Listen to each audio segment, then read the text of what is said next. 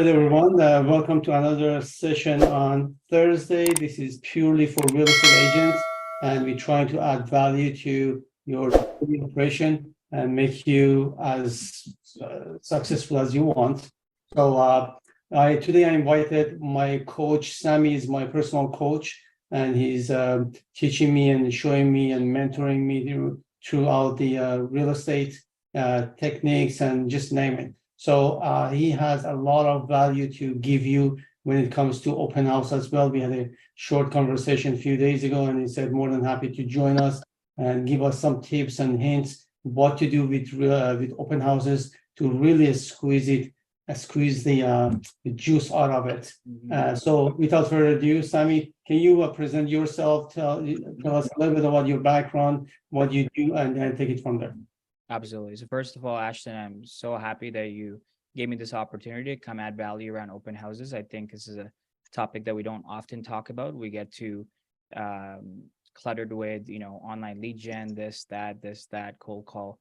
Open houses are a very high leverage activity, as we were talking about previously. So extremely humble to be here and provide as much value as I can. A little bit about me. So I'm a real estate agent and a team leader with eXp Realty. We currently operate out of Vancouver, Calgary, and now finally Ontario as well, particularly the Greater Toronto area. I've been in real estate close to 3.5 years now. Started with a team let me rephrase that. I started real estate as a team leader because I came from a e-commerce / business management background. So, I truly looked at it as an opportunity to build the business from the ground up, and I didn't intend on really going after net profit for the first year. I understood that I had to kind of give a little bit to be able to scale upwards, and so that's exactly what we did. Fortunately, it was a time where the market was just hot, right? Like everything was selling. You touch something and you put it up on Thursday or, Wednesday. By Friday, you have offers. You're lucky if you make it to the open house over the weekend. That's how quick it was, right?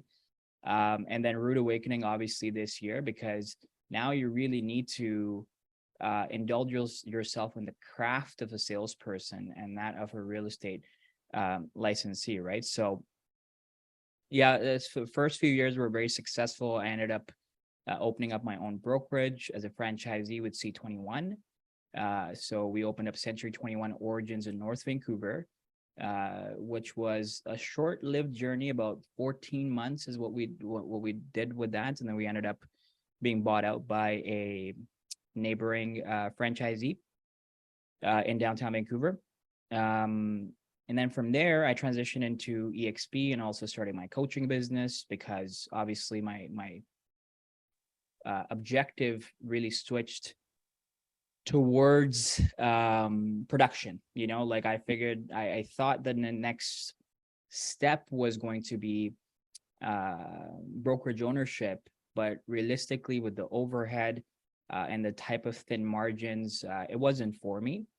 And production ended up being the number one priority. And so eXp ended up being a great opportunity because of satellite team options for me, where I can, operate from multiple provinces without necessarily needing a license. So that really grew our trajectory on being able to expand nationwide. That's something that I always wanted to do. And at the same time, because, I was creating results for my team members, I figured, okay, well, there's a business here from a coaching, consulting, lead generation standpoint. And so I started scaleyourresults.com, Coaching Incorporated, about 1.5 years ago. And since then, we've helped about close to about 150 agents all across the world, mostly in Canada, mostly in the Greater Toronto area, believe it or not. And so it's been an action-packed past few years for me, and this has been the most rewarding career, not because of the money or any of that. It's just about the people that have come into my life as a result. Like, Ashton, what are the odds, right? Meeting on one of these ads converting into you becoming one of my clients. But then this is how I formed most of my relationships over the past few years. Is just I've been fortunate enough to surround myself with amazing individuals like yourself. And so any opportunity I get to give value, I put my hand up as much as I can, because that's what's been done for me by you, Ashton, by other colleagues. So, it's yeah, it's an honor to be here, man. Open house here. Reason here is every version, of course, but is there anything we can do with open house to make it really a super power lead?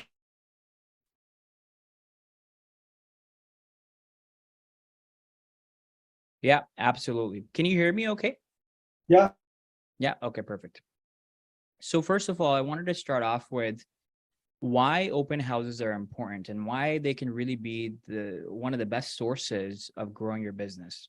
You see, with open houses, what we have is the supply right in front of us, right? And the beauty is the demand also happens to be in the same place if you play the cards properly. So when you have the supply and you have the demand and you happen to be the facilitator of both of those two parties, you put them together, and you get a deal, right? So that's why fundamentally I think open houses for me, just like you, Ashton, and for your wife, has been a big source of my business ever since I started in the career. I remember doing open houses, 2 of them in a single day, 4 altogether on a weekends and weekdays, just because it was such good source of leads, right? So that's why number 1, I think open houses are extremely important. Number 2 is, well, how do you know what open house is going to bring you business, right? So that is something that a lot of people forgets to ask themselves the question about. Like, what open house should you be doing? Now, if you have listings, obviously you got to do your open houses. But what happens when you don't have listings? And then how do you host someone else's open house? And then how do you pick that open house in the first place? Right? Because open house for the sake of doing open house without a strategy, without a target and goal in mind, is redundant. There's no point of doing it. A lot of agents I see, they pick these glamorous properties, right? They pick these $3 million, $4 million, $5 million homes, and they call up the realtor and they go, hey, I would love to host this open house for you. I mean, that's great, fantastic. But see, the thing is, you need to look after a key metric called velocity. Okay, so what does velocity mean? And it means that you need to pick a category, a price points, and the type of product that is moving in the current market. So you can actually make sure that the open house that you're investing time on, it ends up being a high leverage activity.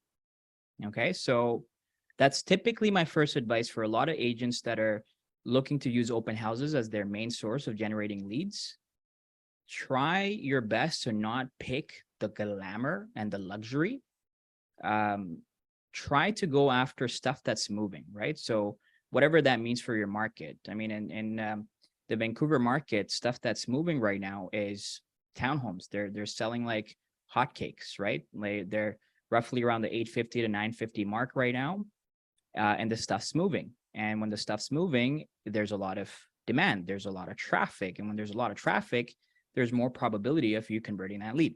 Okay, so you need to know your metrics. You need to know your market. You need to know what the median home price is, and you need to figure out what's selling, what's not selling, what's the sales to active sales ratio. All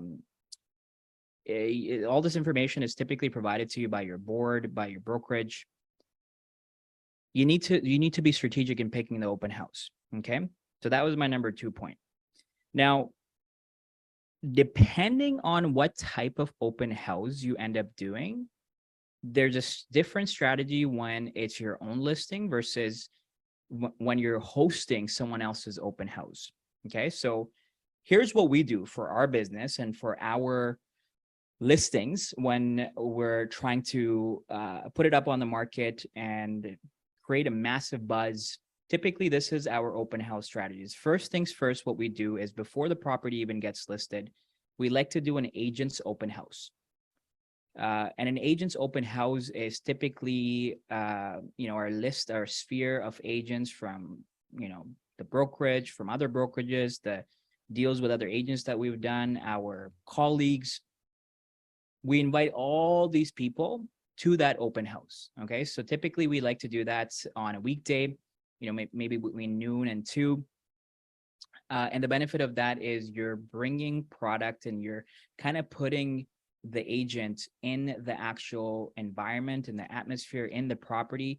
So they can feel the product, right? A lot of times, like there's one thing that's a post that you may post on Facebook or Instagram saying I have a new listing versus actually inviting the agent, walking the agent around, talking to them about why this home is an excellent pick for XYZ type of person, right? And that's like your first step of marketing in terms of open houses. It's not even to go after the regular public, but to go after agents. Now, the thing you need to know about agents is we're all very busy, right? So you have to make sure that you entice them appropriately, right? You have to make sure that the campaign for agents open houses is started well in advance, at least a week in advance, and that you're calling people, right?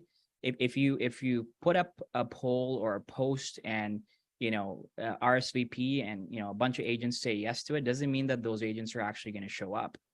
You have to get commitment through the means of a phone call because people are busy. You have to make sure that you send them a calendar invite so it's in their calendar so they actually show up for that agent's open. So that's one of the things you need to do. The second thing, me and Ashton were talking about this before we started recording this, is weekday open houses. Okay, weekday open houses are critical because not all traffic, not all public that is looking to purchase a home is available to shop for properties over the weekend. Okay, so that's why it's critical that you look at key timeframes. For us, what works really well is late afternoons, early evenings. We find that this is typically when people are getting off work or picking up kids or running errands. And if they see an open house with appropriate marketing and it's in the neighborhood and they're just curious, oftentimes you don't even need to have an actual buyer come to the open house.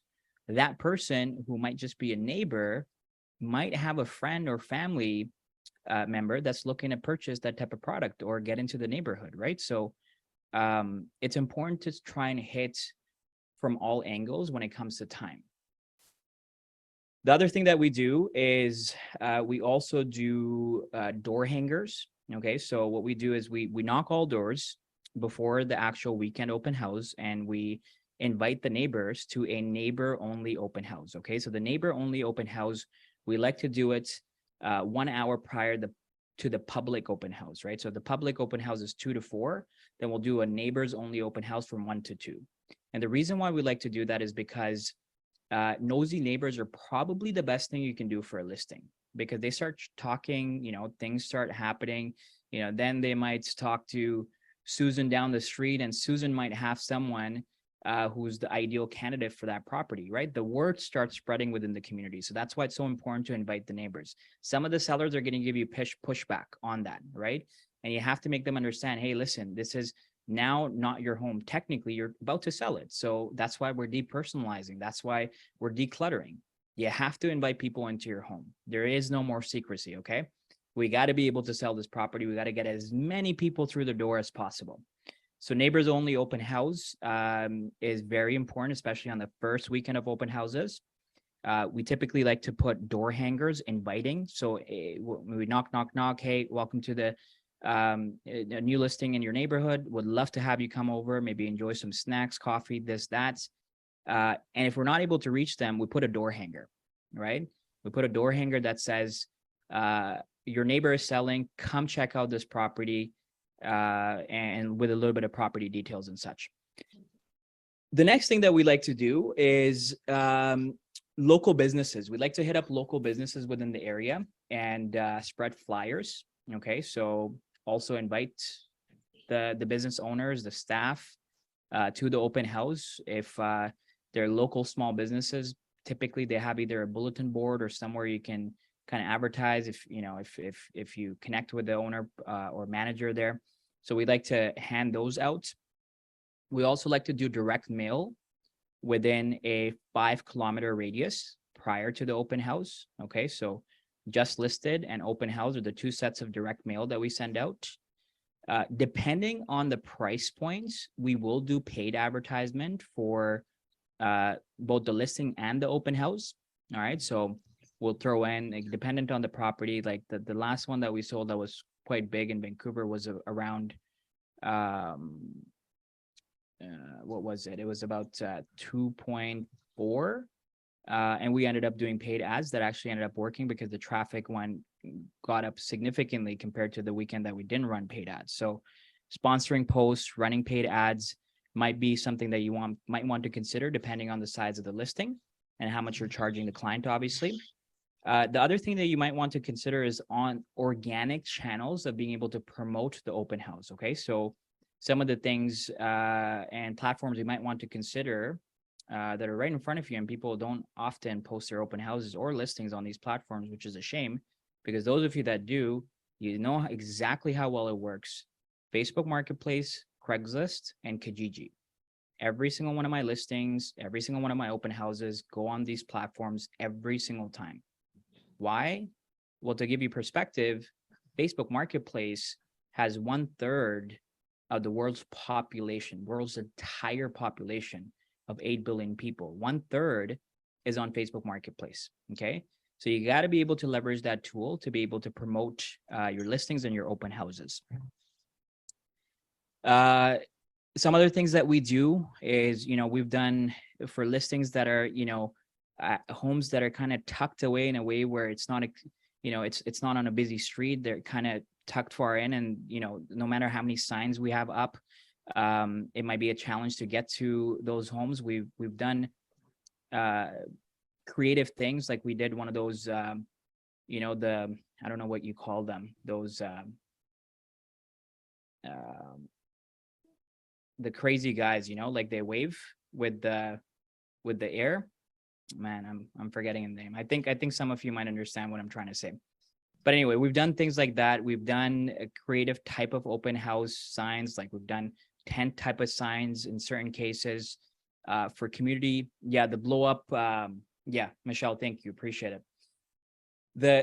We've also done for open houses and for listings that are residential, single family, detached, semis, whatever the case might be in suburban areas. We like to have at least 20 to sometimes even 30 open house signs giving clear direction to where the property is located. So we start all the way from a busy intersection or junction, and we take it all the way down to the actual open house. And for properties that are a little bit more expensive, they're in lucrative areas, they're, fully suburban, like there's not a whole lot of busy streets. You have to do that because otherwise there's no way to get external traffic to come to the open house. There's literally no other way. Signs are your best friends when it comes to open houses. Okay, so invest in the signs. They're what? The $100 a sign, whatever the charges in your community, the $2,000 to $3,000 that you end up spending on it, you'll keep those signs for at least 5 years. They're very resilient before you have to replace them. I remember there was a time when everyone on my team used to have like their entire trunks. I mean, to this day, our buyers agents, they have their trunks full of open house signs all the time because it's too inconvenient for them to even take it out of the trunk because they're doing it every weekend. Do you know what I mean? Like that's the level that open houses actually work. There's a guy, forget his name. He's a Tom Ferry client. He's the #1 agent in Silicon Valley. He's the one who actually, Andy C, I believe. Andy She or Andy C. He actually made me understand the value behind open houses because he told me, and this is a $1 billion producer, right? He told me that open houses for him, and this was, by the way, when he already had 120 people on his team. He told me that he would, even if he was vacationing in a different country, he would fly back on Saturday, Sunday to do his open house and then fly back to his vacation destination. When I heard that from Andy, I had to figure out what the whole hype behind open houses were. And then it was just a wormhole that I went down in, right? And I'm so glad that I did because it's always paid off. Like open houses are literally one of the highest leverage activities. And I'll say it over and over again. Especially if you don't have a whole lot of capital to invest on paid leads, open houses are amazing. Okay. The last thing that I want to talk about, and this is probably one of the most important things of you even investing your time into open houses, is tracking. Okay. If you're not tracking, you know, like you need to make sure that you have a system in place for every single person coming through those doors, right? So name, phone, and email is the three pieces of information you need to consider a lead. Okay. If you have the name and a phone number, it's not a lead. It's just a contact. If you have a name and email, it's not a lead. It's just a contact. The definition of a lead is when you have those three sets of information and you have an implied interest in purchasing, buying, selling, investing, or referring in real estate. That's what a lead is. Okay. So if you don't have that information, you just have a contact. There's nothing wrong with having a contact, but you know, if you're in that moment where you're collecting information, you may as well get all of it, right? And what works really well for us is having either a sheet printed out, or now we just use landing pages. And we just typically, you know, that it's not even, we don't even ask, you know, we just turn the tablet towards them. It's like, it's just part of the open house. You just kind of just do it, right? So tracking is going to be a massive thing, because otherwise all of your efforts in that open house, like, why did you do it in the first place if you're not tracking the leads? Now those were strategies that would work really well when it's your listing, right? You're doing these open houses for your own listing. When you don't have listings and you're trying to do open houses as a hosting agent for other listing agents, what's very important is you study the listing, okay, inside out. Figure out what the flaws are, figure out what it's all about, figure out do comps, do CMAs, canvas the neighborhood a day prior, drive around, figure out what the community is all about, what the nearby schools are, you know, parks, transit score, all those things about that listing you need to know by heart, because otherwise, you know, you're not qualified to even host the open house. So that's number one. Number two is you have to be careful when you're a hosting agent for another listing agent, because a lot of the autonomy that you have when it's your own listing, you know, like inviting neighbors or door knocking the neighborhood, all these type of things, you know, you got to clear that with the listing agent, because they might have some sort of an agreement with their seller that XYZ type of marketing is not something that they are comfortable with, or whatever the case might be. So it's always better to just have your ducks in a row and have that conversation in the beginning. Okay. Ideally, all the steps that you would do for your own listing, you would want to also do for when you're hosting an open house, right? When you're a hosting agent, because again, the whole idea is to generate as many leads as possible, but just have an open conversation and communication with the listing agent. And then lastly, when you're a hosting agent, it's also very important to set expectations from the get-go, okay? If I'm doing this open house for you, Mr. Listing or Mrs. Listing agent, do you have expectations around splits, right? Do you not have expectations around splits? Do I owe you referrals if I end up converting a lead from this open house that's your listing, right? These conversations need to be had in advance, because then you just run into surprises, and you know, you just want to make sure that you know what you're walking into. Okay. So have that conversation in the beginning. And last but not least, and then we can open it up to questions, is gain insight and feedback from the list of contacts that you've procured about that listing. Okay. What did you like? What did you dislike? Anything that really stuck out for you? What's one thing that's extremely important to you in a home?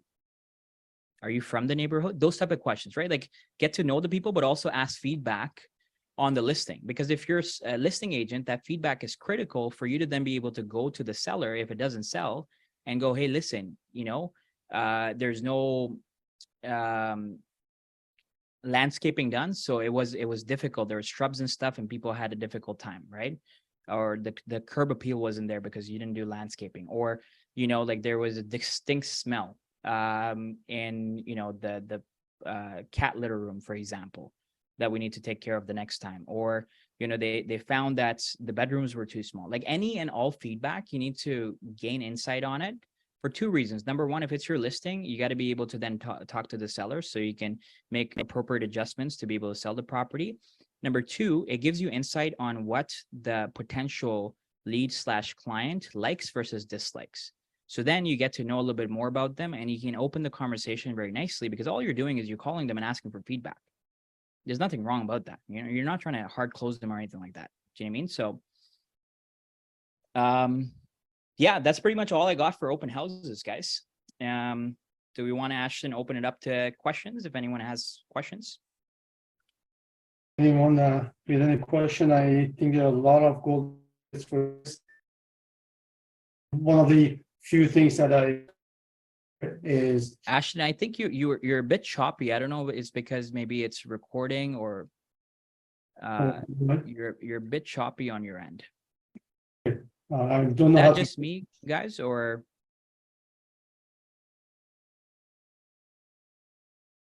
to change my. Usually I yes, yes. So I am. So I ask questions if you have any. Yes, it's cutting off. well, as Ashton figures that out, guys, that's pretty much everything that I've done in my entire career around open houses, and that's just what my team does on a regular basis around open houses. Do you guys have any feedback, any questions, any insights on maybe what we could be doing better? I have a question. Can you hear me? Yeah, I can hear you. I can't see you, but I can hear you. Okay. I'm Michelle. Regarding you doing an open house for another person's listing, how would it work? Because I never even thought of this. Like, if I get leads coming in, I'm doing an open house for someone, I get leads coming in, I automatically assume those are my leads. Yeah, So, that's different agents operate differently. yeah, So some agents have expectations around certain splits. I never knew that. I didn't even think to even never ask that. So that's interesting. Thank you for that. Yeah, it You just never know what can strengthens your arise, right? relationship, Mm-hmm. is what I find. Because some people, it's like some people just assume that the other Yeah. party knows or doesn't know, right? So Mhm. just crystal clear communication is just always the best way to go about it. It's like over communication is never going to hurt you, but under communication might potentially hurt you. Mhm. So it doesn't hurt to ask. Yeah. Mm-hmm. Okay. Yeah. Great question though. Because when you But think about it, like if another agent wants the leads, like what am I there for? Oh, like to work for Yeah. free? You know what I mean? yeah. I know when I was doing open houses earlier in my career a lot, that's one of the first questions I would ask, is because a lot of the agents I found had 25%, 35% expectation as a rebate, Mhm. as a referral back if I, for example, ended up closing a buyer out of Mhm. an open house. And listen, I understand to a certain degree, because if they were to do their own open houses, maybe they were able to convert those leads themselves. But again, you're buying time back by me doing you a favor. And so my expectations typically are to, well, I mean, I made exceptions in the beginning because I was trying to get everything that I could. Eventually, as the sales volume went up and experience increased, I had very clear expectations that if myself or anyone on my team does open houses as a hosting agent, Mhm. that we have exclusive rights to those leads that are coming in. So it's all about communication and setting expectations, right? Uh-huh. Okay. Yeah. Thank you. You're very welcome. Great question, Michelle. Thank you. Any other questions? Oh, there you go, Ashton. You're back. No more choppiness. It's perfect. Oh, great. No, I was saying that your few golden nuggets I got here is talking to your neighbors. And the whole idea here is for knocking It's not only inviting, No, I didn't speak in. but also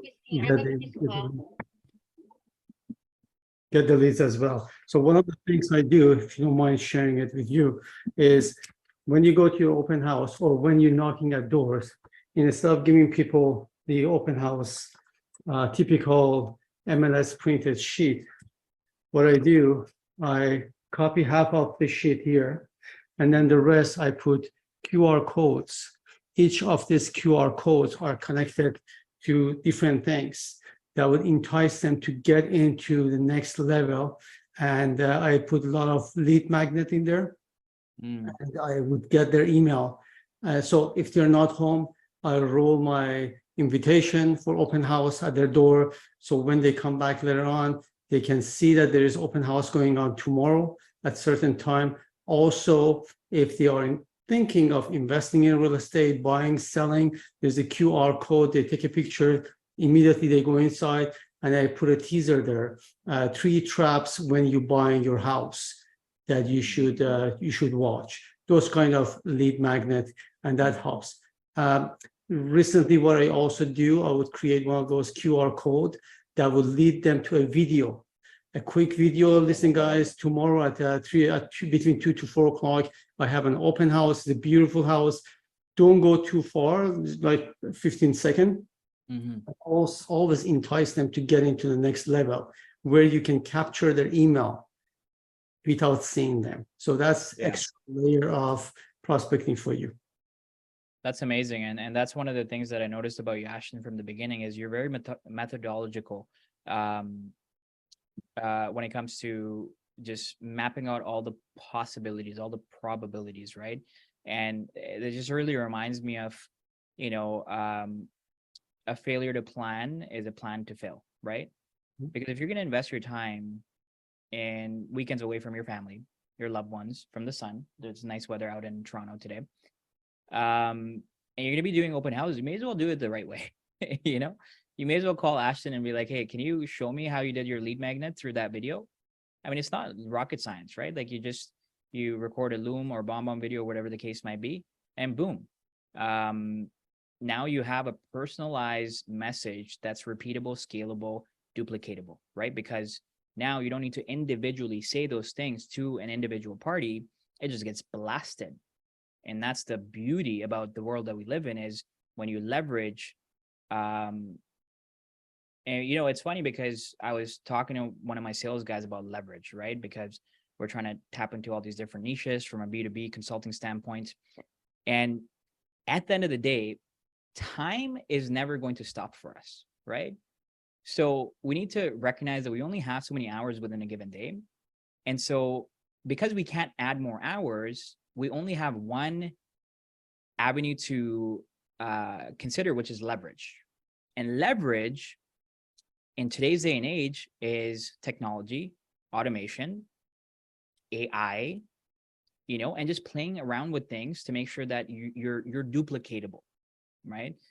Duplicatability comes in other formats too, which is, an inside sales team, outside sales team. We can get into that whole, it's a whole complete different conversation. But, that's one of my things for this group of phenomenal individuals, is to really challenge yourself to figure out, how can I do this so it's systemized? Okay, so it's three things to always remember when you're implementing something new, or copy pasting from someone who's doing it at a high level like Ashton. Is this scalable? Is this duplicatable? Is this repeatable? All three of those things need to check out when you're implementing a strategy and when you're putting your time into something. Okay, so I know I went off on a bit of a tangent, but yeah. Any other questions?